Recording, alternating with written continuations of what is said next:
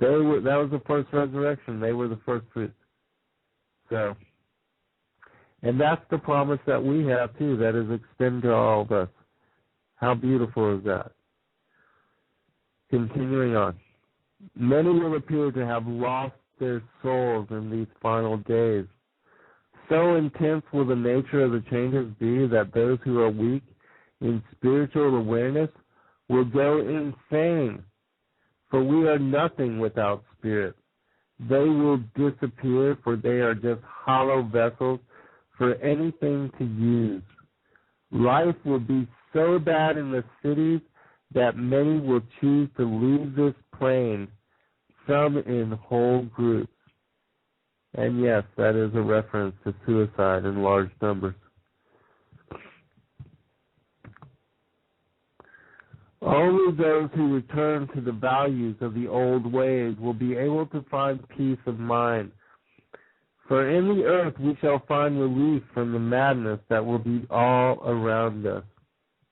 It will be a very hard time for women with children, for they will be shunned. And many of the children in these times will be unnatural, some being from the stars, some from past worlds. Some will even be created by man in an unnatural manner and will be soulless. Did you catch that? That sentence? How important and how jam-packed those adjectives and each metaphor is with significance? This is a deeply profound thought and statement here. Listen again. It will be a very hard time for women with children, for they will be shunned, and many of the children in these times will be unnatural, some being from the stars, some from past worlds. Some will even be created by man in an unnatural manner and will be soulless. Can you say, as in the days of Noah, so shall it be in the days of the second coming of the Son of Man? In that all that genetic experimentation, all that hybridization, and all that bestiality was taking place by the fallen angels against not only the daughters of man, but the daughters of creation, and in that the beast and the plant worlds were also corrupted?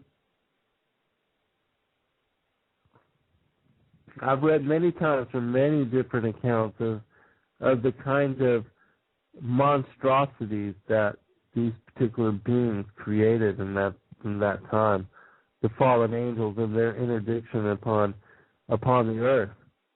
This is a reflection of Genesis 6:4, and also the Book of the Giants contained in the Dead Sea Scrolls, in that whole collection, which talks about the massive amount of monstrosities that they created, and the reason why the Lord had to then bring on a flood. You know, for those that haven't studied all of these particular topics and issues, most people think that the flood came on to the world because of wicked humanity. But that's not the case. The case and the truth about it is that this war has been going on before even the creation of humanity upon the face of this planet. That the fallen angels had corrupted previous creations, even pre-Adamic man. And their worlds were destroyed even before Noah's flood. And so this is the kind of stuff we're dealing with. What's going on in those deep underground bases with all the cloning and the Dr. Moreau type experimentation that's going on, not even in the deep underground bases, but in laboratories all across the planet, topside, in countries where just there's no inspection. I mean, look at all the food that they're genetically modifying to feed us.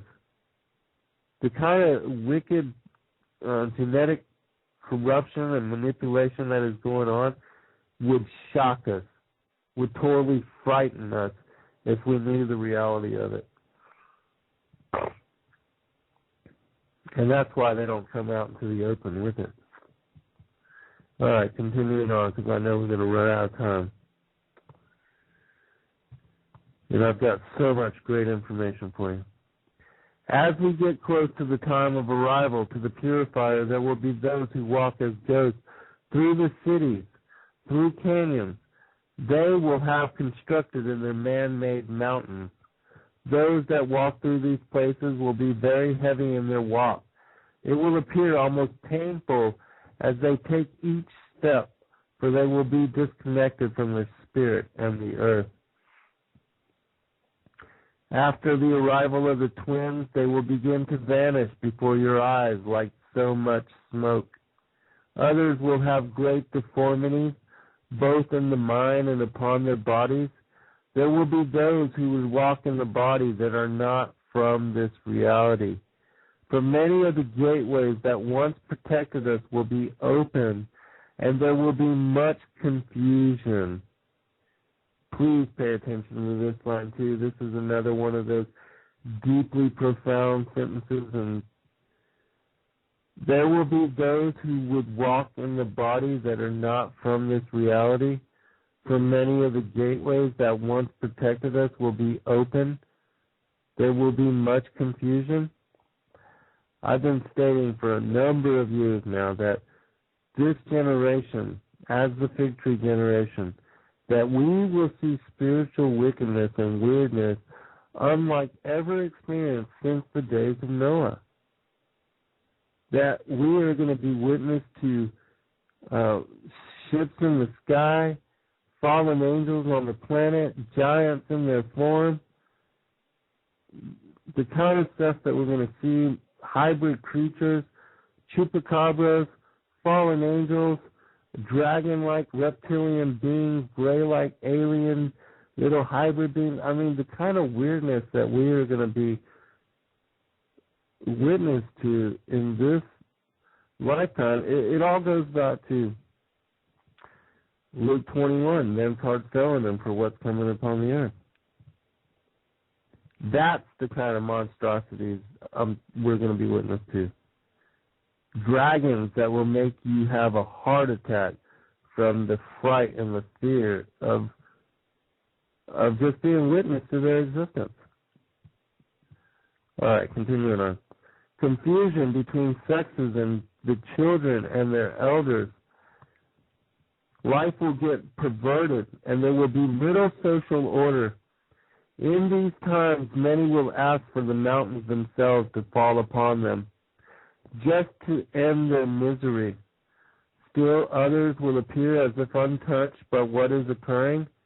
The ones who remember the original teachings and have reconnected to their heart and spirit, those who remember who their mother and father is, the Bahana, who have left to live in the mountains and forests. Now, we're going to go to something in Scripture here, because this particular sentence ties into Revelation chapter 6, where it says this: life will get very perverted, and there will be little social order in these times. Many will ask for the mountains themselves to fall upon them just to end their misery. For those of you that are not familiar with the word, first I want to speak on certain alignments that are coming up, okay? And then we're going to read this scripture. The alignments that I want to talk about have to do with some upcoming dates. September 6th, Elenin and Niburu as this terrible twins, if this is indeed what they are. And again, I make no guarantees, no certainties. I'm not saying one way or the other. I'm just presenting you the information. You make your own choice, your own decision about what you think. Okay? September 6th, Elenin and Niburu enter the orbit of Mercury. And at this moment, Elenin is approximately 77.525.304 miles, or 124.738.214 kilometers from Earth, which is getting close. And remember, it's going to be crossing towards our orbital path. On 2011, September 11th, on 9/11, Elenin will make its closest approach to the sun. The distance between Elenin and the Sun at this time will be 44.804.792 thousand miles. On the 12th of September, the last full moon before Elenin will align with Earth several times. And that could have a part to play, that full moon. Now, September 21st through the 22nd, 2011, there is a perfect alignment between Earth, Elenin, and Venus.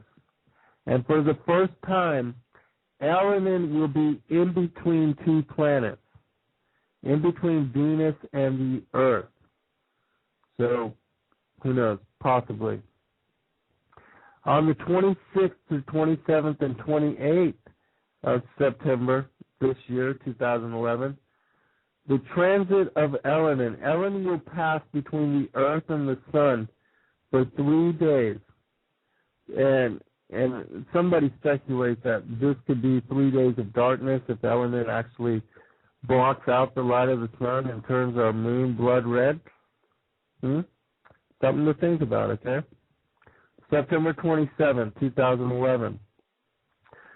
Perfect alignment. Earth and the Sun and Elenin will be in between the Earth and the Sun. This is another alignment. And the reason I say that is that all of these alignments could trigger a huge earthquake. And what I'm about to read, Revelation 6, actually begins with a huge earthquake, okay?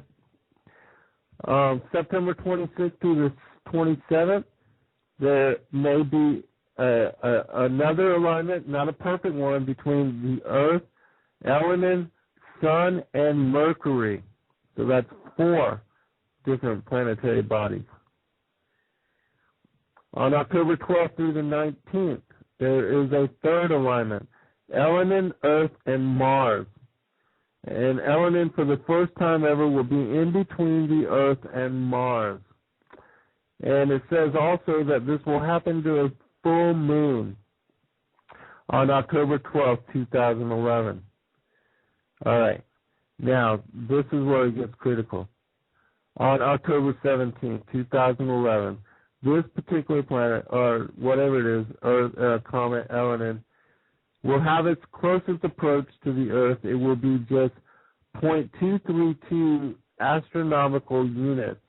That's just 21,565,792 miles. So who knows if this will affect us in any way. And then it will pass. Elenin will pass, and the Earth will pass through its particular debris field. What's interesting is that nobody is speculating, as this Kolbrin text talks about, the sky monster being followed by another. And so if Niburu is following closely behind Elenin, or even somewhat, further back from Elenin, then we could be caught in between both, the debris field and also the oncoming brown dwarf Niburu, and also with its moon. And who knows how that will play out. It was that whole encounter that happened so long ago that resulted in the destruction of Tiamat and the creation of this planet, as I described in the beginning of the show. And so that's why, and again, this is all confirmed. This is happening in our heavens right now. This is what we're dealing with over the next month, 2 months. So is this phenomena, and is this cosmic signs in the moon and the sun and the stars, is this what the Kolbrin and the Bible and the Hopi are talking about? I don't know. It seems strangely parallel. So just be on your toes, people. Be on your toes. And if you have not already, put up some provisions. Get even a minuscule amount of food, water, first aid. I mean, just the basic solar-powered radio, Who knows, okay? Who knows? Even with what happened in Kachina in Japan, with the flooding, you just have to be prepared at all times, especially in the days and the times that we're living in. Mama V says watch and pray, and I fully agree. All right, we're going to continue on because I want to tie this to Revelation 6, all right? Verse 12. Remember these alignments and all these particular planets lining up together. And in these alignments are not even mentioning Niburu and how that's going to play into all of this as well. So, and I beheld, and when he had opened the sixth seal, and lo, there was a great earthquake. And the sun became black as sackcloth of hair, and the moon became as blood. And the stars of heaven fell unto the earth, even as a fig tree casteth her untimely figs, when she is shaken of a mighty wind. And the heaven departed as a scroll when it is rolled together, and every mountain and island were moved out of their places. Is that a possible pole shift? The Hopi prophecies had mentioned that the rotation of the earth would be fixed, and that a possible pole shift could happen and that we could spin the other way. Are these all possibilities? Who knows? Look what it says here. And the heaven departed as a scroll when it is rolled together, and every mountain and island were moved out of their places. And the kings of the earth, this is the part that I was talking about. And the kings of the earth, and the great men, and the rich men, and the chief captains, and the mighty men, and every bondman, and every free man hid themselves in the dens and in the rocks of the mountains, and said to the mountains and rocks, fall on us and hide us from the face of him that sitteth on the throne, and from the wrath of the Lamb. For the great day of his wrath is come, and who shall be able to stand? Isn't that what they just said in the Hopi prophecy? Where it said that life will get very perverted and there will be little social order in these times. Many will ask for the mountains themselves to fall upon them just to end their misery. It's funny that the Bible would put that the elites who think that they're going to be safe in their underground bases from all that is coming upon the earth, that it puts an image of them into the Word about how fruitless their schemes and their faith in their own wealth and the faith in their own technology over that of faith in the Creator, how fruitless it is for them in that day and in that time. All right, we're going to continue with the Hopi prophecy, but I do have the word, again, it's thrown into this. So, when the purifier comes, we will see him first as a small red star, which will come very close and sit in our heavens, watching us. Remember I told you this planet and these two things, they're on the inside of our orbit already. So it seems like they are not moving, and they're sitting there between us and the sun. And it won't be till we come to the part of our rotation in our orbit where we are led into trajectory with them that they begin to move again. It's almost like the whole procession thing. We will come, it says, watching us to see how well we have remembered the sacred teachings.